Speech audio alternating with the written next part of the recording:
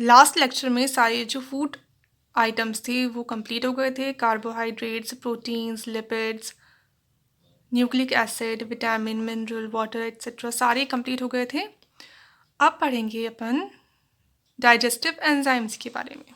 Digestive enzymes और पाचक enzymes ऐसे एंजाइम्स होते हैं जो किस में काम आते हैं, डाइजेशन में काम आते हैं। जो भी फूड स्टफ अपन ने लिया, जो भी चीज़ खाई, उसकी डाइजेशन के लिए जो एंजाइम्स होते हैं वो होंगे डाइजेशन एंजाइम्स। क्या काम करते हैं ये? जो भी पोषक पदार्थ होते हैं, जो भी अपन ने चीज़ ली, उसके जो मॉलिक्यूल्स होते हैं वो बड़े बड़े होते हैं साइज़ में, उनको वो छोटे छोटे कंपैरेटिवली छोटे मॉलिक्यूल्स में चेंज करने का काम करते हैं। अब अगर अपन सिंपल अगर देखें, अपन जल अपघटन करवाएं किसी भी चीज़ का, तो उसका जो प्रोसेस होता है वो बहुत स्लो होता है, बहुत धीरे होता है, बहुत ज़्यादा टाइम लगता है। कोई भी अगर मान लो फूड आइटम है उसका अपन सिंपल जल अपघटन करवाएं, हाइड्रोलाइसिस करवाएं, तो उसमें बहुत ज़्यादा टाइम लगेगा। पर जब अपन कोई चीज़ खाते हैं, जब उसका डाइजेशन होता है तो वो बहुत कम टाइम के अंदर हो जाता है। तो किसकी वजह से होता है ये?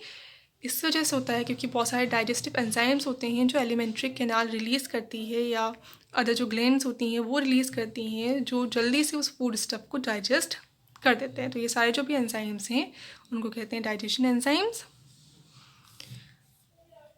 कौन कौन रिलीज़ करती हैं इसको? जो लार ग्रंथियाँ होती हैं, सलाइवरी ग्लैंड्स होती हैं जो लार का सिक्रेशन करती हैं, या पैनक्रियाज जो है, अग्नाशय है, या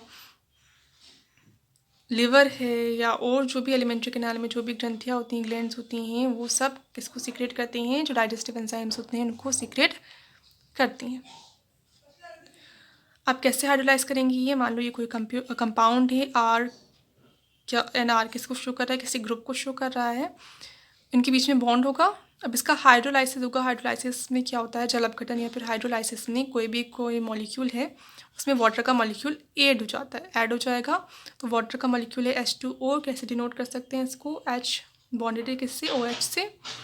अब ये बॉन्ड यहाँ से ब्रेक होगा और ये जो मॉलिक्यूल है इसका बॉन्ड यहाँ से ब्रेक होगा, और ये हाइड्रोजन जो है वो एक आर ग्रुप से अटैच हो जाएगा, और ये जो हाइड्रोक्सिल ग्रुप थे ये एक आर ग्रुप से अटैच हो जाएगा, और ये दो जो मॉलिक्यूल था जो बड़ा था साइज में वो ब्रेक डाउन हो जाएगा, टूट जाएगा, और क्या बना लेगा? दो अलग अलग मॉलिक्यूल्स फॉर्म कर लेगा। एक साथ तो हाइड्रोजन अटैच हो जाएगा, एक के साथ हाइड्रोक्सिल ग्रुप अटैच हो जाएगा। ये जो बड़ा मॉलिक्यूल था वो इसका ब्रेक डाउन हो गया, और क्या बन गए? दो स्मॉल मॉलिक्यूल बन गए कंपैरेटिवली। अब ये जो सारे एंजाइम्स हैं इनको कितने ग्रुप्स में अपन डिवाइड कर सकते हैं? 4 ग्रुप्स में डिवाइड कर सकते हैं। कार्बोहाइड्रेसेस, प्रोटीनेसेस, प्रोटीनेसेस को और क्या कह सकते हैं? प्रोटीएसेस कह सकते हैं, ये पेप्टाइडेसेस कह सकते हैं, लाइपेज एंड न्यूक्लियस। ये 4 ग्रुप्स में डिवाइड कर दिया। किस बेसिस पे डिवाइड कर दिया? कि किस मॉलिक्यूल का ये डाइजेशन कर रहे हैं।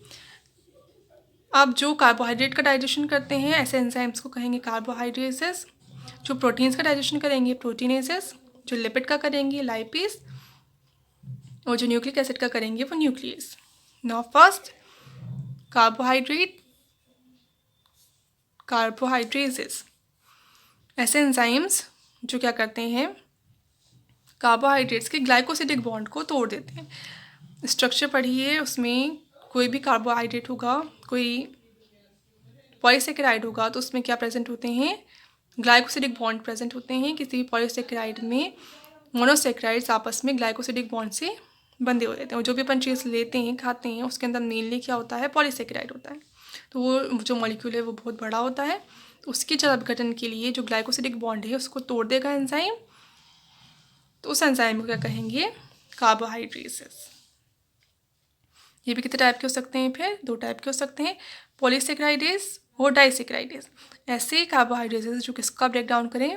पॉलीसेकेराइडेस का, पॉलीसेकेराइड्स का ब्रेक डाउन करें, उसको तोड़ें, वो पॉलीसेकेराइडेसेस।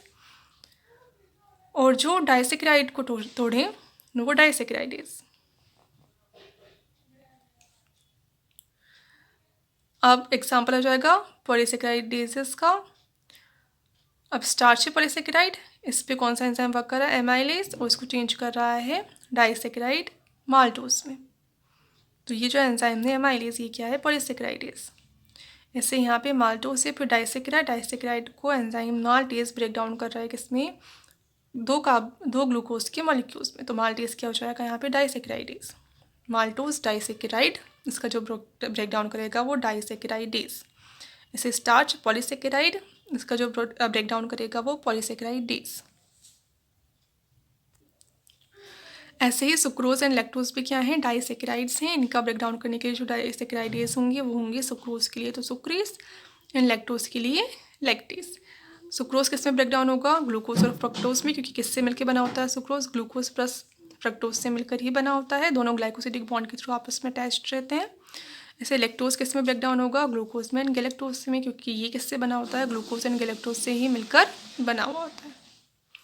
Now second, प्रोटीनेजेस।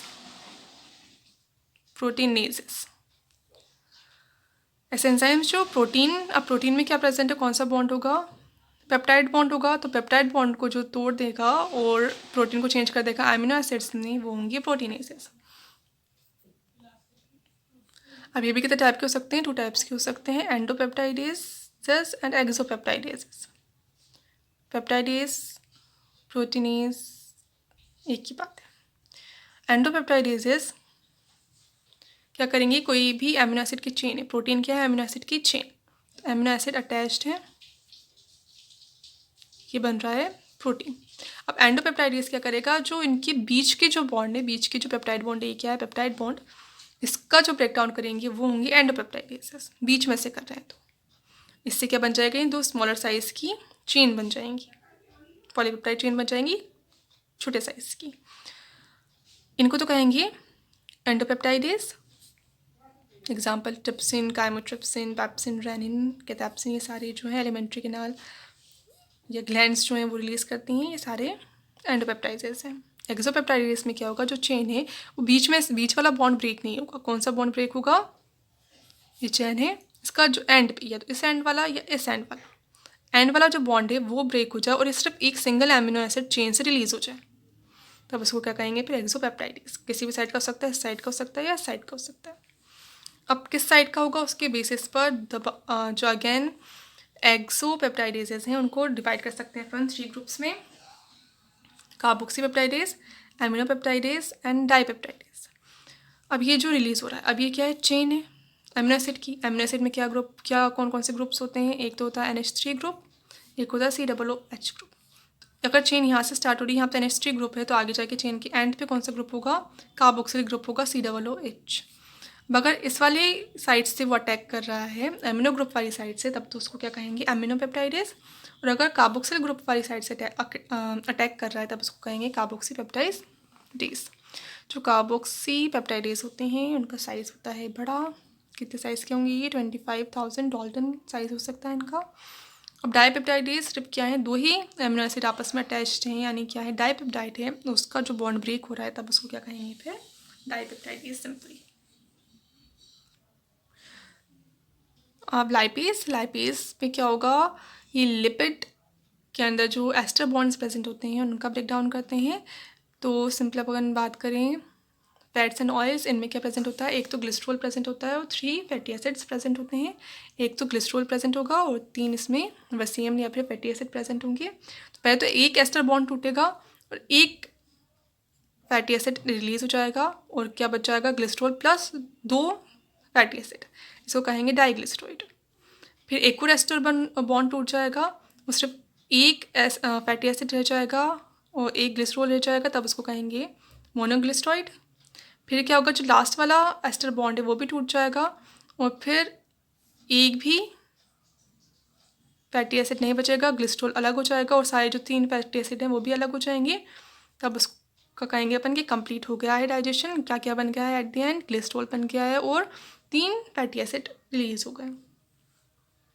अब मेन लाइपेजेस का सिक्रेशन कौन करता है, जो पैनक्रियाज से अग्नाशय वो करता है, और मेन तो कौन करता है, अग्नाशय करता है, बाद में थोड़े अमाउंट में अमाशय, स्टमक भी लाइपेजेस का सिक्रेशन करता है। अब ये जो एंजाइम्स होते हैं वो किस पे एक्टिव होते हैं, नॉर्मली हाई पीएच पर, यानी बेसिक जब मीडियम होगा